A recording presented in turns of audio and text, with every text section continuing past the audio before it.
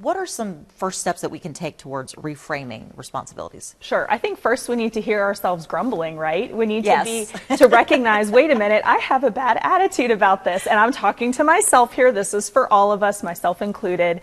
For example, last night doing dishes, I was saying out loud how tired of the dish. There's so many. Always. And then I realized the dishes represent a meal we just had as a family around the table.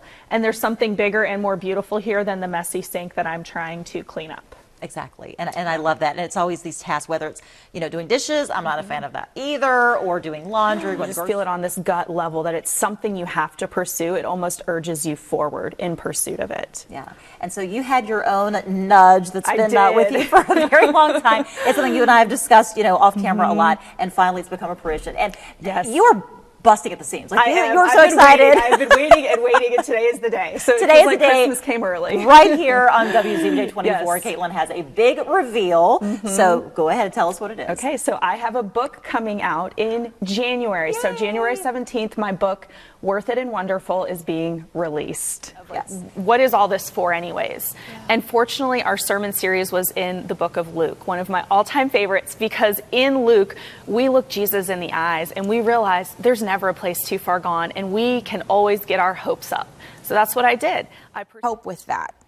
Well, one thing that I love is because there's a product component to how we're fighting trafficking, it equips the everyday woman to carry one of our bags and carry our story with them so that they're actively demonstrating their support for our fight. So it does take courage to live a life that reflects a belief that you are, in fact, worth it. But throughout the pages, I'm essentially arguing there's inherent worth to each and every person. So why would you not show up brave? Why would you not live a bold life of impact and vibrancy and meaning? So really, it's that core inherent worth that drives every concept forward in my book. Okay, making you become bold. Can you share that story? Absolutely. It's so funny to think that that's where it all started. It feels so surreal, but it did. It's true.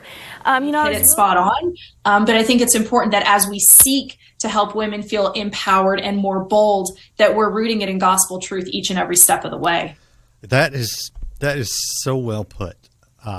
Because Well, what made me think about this topic is that's what someone asked me. I said I was completing my master's, and they said, "Oh my goodness, what's next for you?" And I said, "Well, whoa, like nothing. Great. Actually, I don't have any plans." "Oh, sure, Caitlyn, I know you. There's always something." No, there's truly nothing. Yeah. Because it's so important that when we arrive at these mountaintop moments, we stand there and we look around and we look back at the journey, and we just allow ourselves that gift of reflection, that gift of gratitude. Gratitude breeds joy, and if we rush on to the next thing, we're robbing ourselves of that opportunity for joy and gratitude. Yes, and you can see